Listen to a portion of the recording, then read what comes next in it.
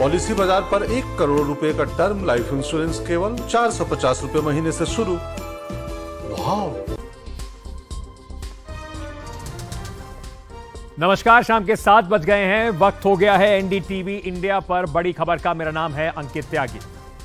आज कौन सी खबरें हैं जिनको लेकर आपके सामने प्रस्तुत हुए? 3 अहम खबरें आपके लिए लेकर आए हैं। सबसे पहले आज बात करेंगे मध्य प्रदेश के राजस्व और परिवहन मंत्री गोविंद सिंह राजपूत की। इनकी बात करनी जरूरी क्यों है? क्योंकि इनको एक बड़ा दान मिला है अपने ससुराल से। लोगों को ससुराल से गिफ्ट तो मिलते रहते होंगे, लेकिन इनको जो जमीन मिली है उसके ऊपर बड़े सवाल उठाए जा रहे हैं। भ्रष्टाचार का, बेनामी प्रॉपर्टी का मामला बताया जा रहा है। और जब उनसे बात करी, हमने कोशिश की कि उनका पक्ष जान लें, तो उनका रवैया क्या था ये भी देखना बहुत जरूरी है। तो इसी पर सबसे पहले बात करेंगे। फिर आपको ले चलेंगे यूपीएससी की परीक्षा में एक और मौका मांगने वाले छात्रों के साथ कल पुलिस ने क्या व्यवहार किया, कैसे उनकी दौड़ा दौड़ाकर पिटाई की गई, सर्द रात में उनके टेंट, तंबू शांतिपूर्वक जहां पर वो अपना विरोध प्रदर्शन कर रहे थे, पुलिस ने उखाड़ दिए। उसकी कहानी आपको बताएंगे। और फिर बात करेंगे बिहार कैबिनेट की। बिहार का नाम लगातार सुर्खियों में गलत खबरों की वजह से बना हुआ था। शराब का जो मामला हुआ उस पर बना हुआ था। लेकिन बिहार की सरकार ने युवाओं के लिए, छात्रों के लिए एक सुनहरा अवसर जरूर निकाला है।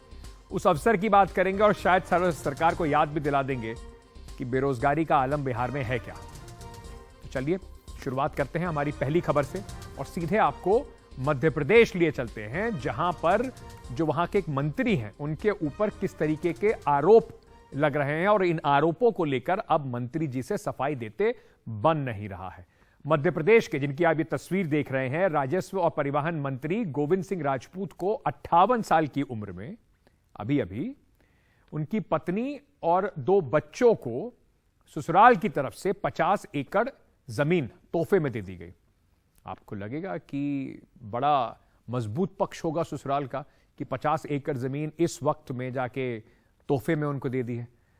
एनडीटीवी ने जब इस खुलासे को लेकर कांग्रेस ने देखा कि हमने खबर करी है, तो वो तो उस पर हमलावर हो गई। अब कांग्रेस का आरोप है कि काले धन की कमाई से ये जमीन खरीदी गई थी, जो ससुराल के रास्ते अपने पास वापस ले ली है मंत्री जी ने, और उन्हें इस्तीफा दे देना चाहिए। क्या है पूरी खबर और उन्होंने सफाई क्या दी है, इस रिपोर्ट में।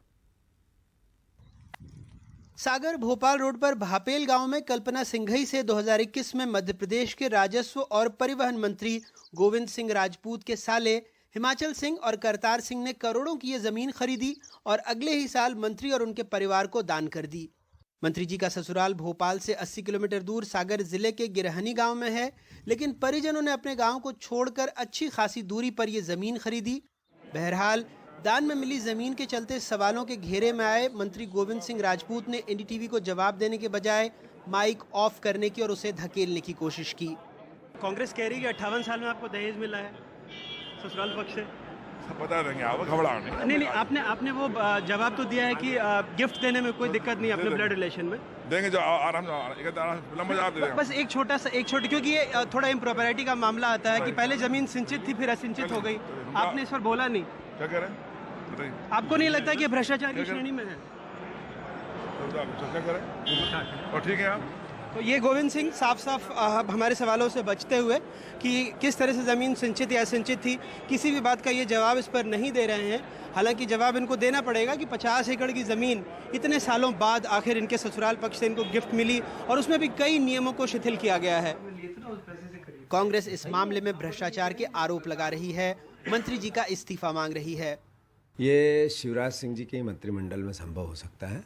देश देखे समझे, प्रदेश भी देखे समझे कि ये वो मंत्री हैं जिन्होंने एक वक्तव्य दिया था कि मैं जनसेवा के लिए सरकार कांग्रेस की गिरा रहा हूँ और जनसेवा मेरा मुख्य उद्देश्य है, इसलिए मैं भारतीय जनता पार्टी में जा रहा हूँ। कांग्रेस मेरी माँ थी, अब मेरी माँ को छोड़ के दूसरी माँ को मैं अपना रहा हूँ। फिर अब 58 साल की उम्र में इनके सालों ने इनको ज़मीन दान में दी है, इनके परिवार को दी है, इनके बच्चों को दी है। जिन सालों के पास टोटल 100 एकड़ ज़मीन नहीं है, उनने 50 एकड़ इनको दे दी और वो भी 2020 में खरीदी हुई ज़मीन इनको दी है। ये अपने आप में ये एहसास कराता है कि शिवराज जी, आपने सरकार बनाने के लिए लूट की छूट दी थी। और थोड़ी बहुत नैतिकता शिवराज जी में बची हो, इस प्रदेश ने उनको 4-4 बार मुख्यमंत्री बनाया, अगर उसकी थोड़ी बहुत इस प्रदेश पे एहसान करना हो तो प्रदेश को स्पष्ट करे कि दान कैसे मिला, नहीं तो इस्तीफा लेने के लिए हिम्मत है क्या शिवराज जी में? ये एक तरह से एक अवैध दहेज जैसा प्रकरण हुआ और असंचित रजिस्ट्री के पहले और रजिस्ट्री होते ही संचित, ये अपने आप में मैं समझता हूँ घपला है और सरकार की राजस्व विभाग की को नुकसान पहुंचाया इस माध्यम से उन्होंने। कांग्रेस ही नहीं, बीजेपी से जुड़े राजकुमार धनौरा, जिन्हें हाल में ही पार्टी से निकाल दिया गया, वो साफ तौर पर जमीन खरीदने में भ्रष्टाचार और काले धन के आरोप लगा रहे हैं। इसमें सीधा सीधा फर्जीवाड़ा किया गया है, यह इसमें काली धन का उपयोग किया गया है। सालों के नाम पर एक मंत्री ने अपना जो काला धन है वह ठिकाने लगाने के उद्देश्य से ये सारा षड्यंत्र रचा गया है। इसकी जांच होना चाहिए। मैं सरकार से मांग करता हूँ, माननीय मुख्यमंत्री जी से, माननीय प्रधानमंत्री जी से, कि उच्च पद पर बैठे हुए लोग, मंत्री जैसा दायित्व जिनका राजस्व विभाग, और इस तरीके की लूट मचाए हुए इन पर कार्रवाई करें। मध्य प्रदेश की कांग्रेस सरकार में भी गोविंद सिंह राजपूत राजस्व मंत्रालय संभालते थे, लेकिन कमलनाथ की सरकार गिरने के बाद ये बीजेपी के साथ आ गए और शिवराज सिंह सरकार में भी वही मंत्रालय संभाल रहे हैं। इन्हें ज्योतिरादित्य सिंधिया का करीबी भी माना जाता है। मध्य प्रदेश विधानसभा ने एक संकल्प पारित किया था कि सारे सदस्य संपत्ति का ब्यौरा सदन को देंगे, लेकिन ये वेबसाइट बताती है कि 230 में से सिर्फ 15 सदस्यों ने ब्यौरा दिया है। 30 सदस्यों वाले मंत्रिमंडल में सिवाय मुख्यमंत्री और स्वास्थ्य मंत्री प्रभुराम चौधरी के किसी दूसरे मंत्री ने न खाऊंगा न खाने दूंगा वाली सरकार में संपत्ति का ब्यौरा देना जरूरी समझा। अखबार में, इश्तिहार में मध्य प्रदेश सरकार बता रही है कि कैसे उसने करोड़ों की जमीन माफिया के कब्जे से छुड़ाई, लेकिन उसी मध्य प्रदेश सरकार में किसी और पर नहीं, खुद राजस्व मंत्री पर आरोप लगे हैं कि करोड़ों की जमीन उन्होंने अपने नाम की, वो भी कई नियमों को दरकिनार कर। भोपाल से अपने कैमरा सहयोगी रिजवान खान के साथ अनुराग द्वारी, एनडीटीवी इंडिया। कमाल की बातें हो जाती हैं और मध्य प्रदेश में ऐसा जो मामला ये सामने आया है, ये मंत्री जी पहले होते थे कांग्रेस में, और आपको याद है कि मध्य प्रदेश में भारतीय जनता पार्टी और शिवराज सिंह चौहान किस तरीके से सत्ता में लौटे। इसी वजह से सवाल उठ रहा है कि क्या मंत्री जी को और ऐसे और लोग जिनको कांग्रेस से तोड़ के लाया गया था, यही प्रलोभन था कि वो आएंगे, सत्ता में बैठेंगे और इस तरीके के कार्यकलाप करेंगे। इसकी जांच कम से कम जरूर होनी चाहिए। चलिए चलते हैं हमारी दूसरी खबर पर, और वो ये देखिए, मौके की जगह कैसे छात्रों को सर्दी में लाठियां मिली। साल 2020-21 में कोरोना की लहर के दौरान यूपीएससी की परीक्षा ना दे पाने वाले छात्रों ने पिछले कई दिनों से दिल्ली के ओल्ड राजेंद्र नगर में प्रदर्शन कर रहे हैं, शांतिपूर्वक बैठे हुए हैं, वहां पर अपना धरना चालू है। इनकी मांग है कि यूपीएससी की परीक्षा में इन्हें एक और मौका दिया जाए।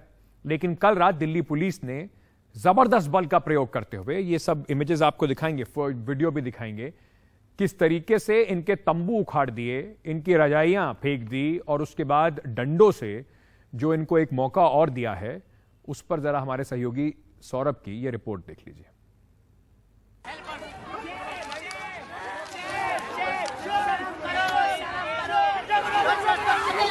छात्र चीखते चिल्लाते रहे पर पुलिस ने इनकी एक न सुनी। इन्हें घसीटा, पीटा और हिरासत में भी ले लिया। ये छात्र जो पिट रहे हैं वो सब यूपीएससी यानी आईएएस, आईपीएस बनने की तैयारी कर रहे हैं, लेकिन कोरोना के चलते 2020-21 में यूपीएससी की परीक्षा नहीं दे पाए। कोई खुद कोविड पॉजिटिव था, किसी के पिता की मौत हो गई, तो कोई कंटेनमेंट जोन में फंस गया।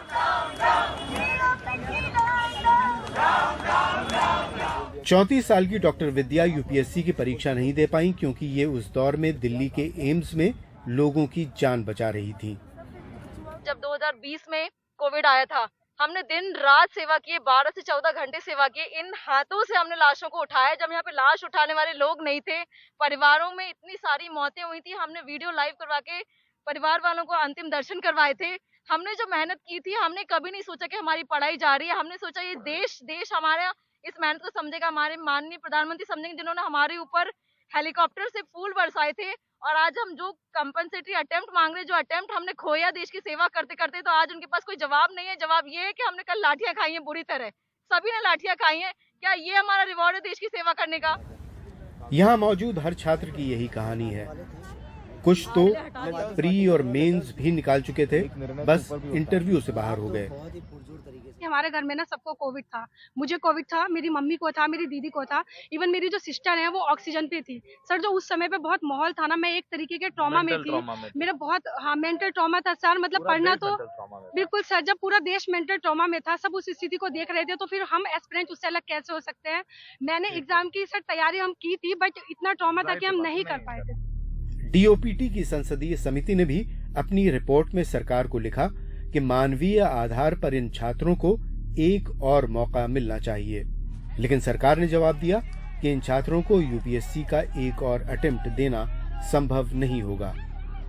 डीओपीटी ने एसएससी जीडी के छात्रों को मानवीय आधार पर आयु में 3 साल की छूट दी है, तो इन छात्रों का कहना है कि उन्हें भी ये छूट मिलनी चाहिए। देश में उस वक्त जब सरकार फेल हो गई, ऑक्सीजन के अभाव में लोग सड़कों पर मरे, हमने वो तस्वीरें दिखाई हैं। उस दौर के लिए, उस कोरोना के लिए कोई तैयार नहीं था, तो ये लोग कैसे तैयार हो जाते हैं? किसी के पिता की मौत हुई थी, किसी की माँ की मौत, कोई खुद कोविड पॉजिटिव था, कोई क्वारंटीन था, कोई कंटेनमेंट जोन में था। तो फिलहाल सरकार को तय करना है कि उस दौर में जब सरकार फेल हो गई, तो इन लोगों को भी एक मौका मिलना चाहिए। फिलहाल मौके के लिए जब ये लोग प्रयत्नशील हैं, तो लाठियां तो कम से कम इनको नहीं मारनी चाहिए। सहयोगी सुधीश कुमार राम के साथ दिल्ली से सौरभ शुक्ला, एनडीटीवी इंडिया। बिल्कुल ठीक कह रहे हैं सौरभ, इन्हें कम से कम एक मौका तो जरूर मिलना ही चाहिए। और सरकार जब उन्हीं का डिपार्टमेंट एक ये सिफारिश कर रहा है, तो उसकी भी सुन लेनी चाहिए। आखिर वो दौर ऐसा था जिसकी किसी को उम्मीद नहीं थी।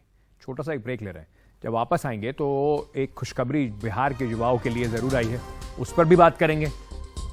बिहार की सरकार कह रही है 75,000 नौकरियां मिलने वाली हैं आपको। कहां मिलेंगी ये नौकरियां, और बिहार सरकार की याद थोड़ी ताजा भी कराएंगे। वापस आ रहे हैं।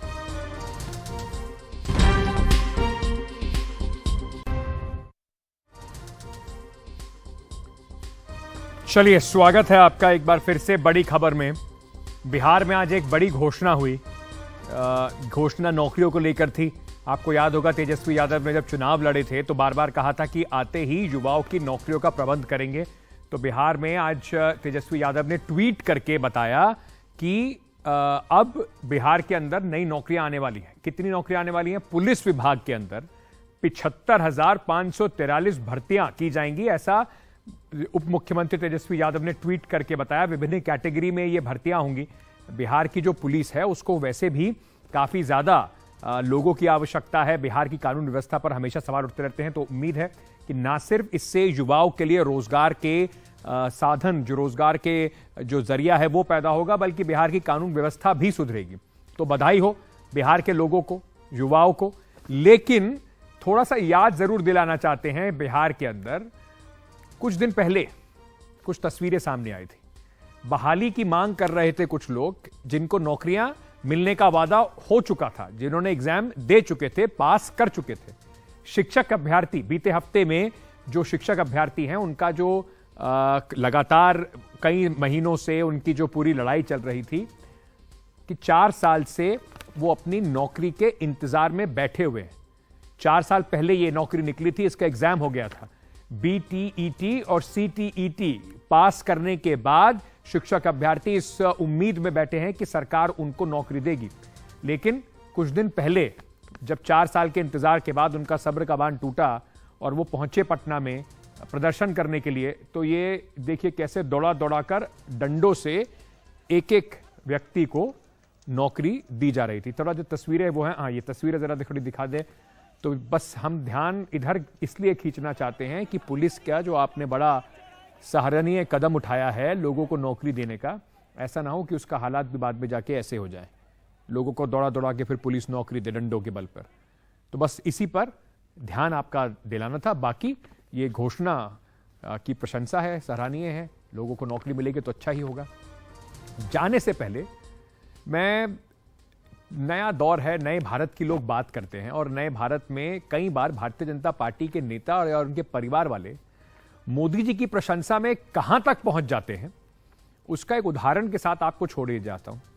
नया भारत है, शायद इसमें सब कुछ पुराना भूलना होगा, पुराने प्रधानमंत्रियों को भूलना होगा, पुराने नायकों को भूलना होगा, क्योंकि अब शायद सिर्फ बीजेपी के लिए एक ही नायक है, वो है प्रधानमंत्री नरेंद्र मोदी। जरा अमृता फडणवीस, जो देवेंद्र फडणवीस महाराष्ट्र के उप मुख्यमंत्री की पत्नी है, उनकी ये बात सुन लीजिए और आप सोचिएगा इस पे जरूर कि क्या इस तरह की तुलना जायज है।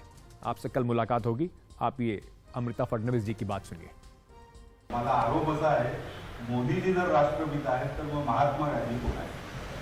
महात्मा गांधी आपल्या देशाचे राष्ट्रपिता आहेत आणि मोदीजी नवीन भारताचे राष्ट्रपिता आहेत असं माझं ठाम मत आहे। आपले दोन राष्ट्रपिता आहेत, ते नवीन भारताचे आणि ते भारत।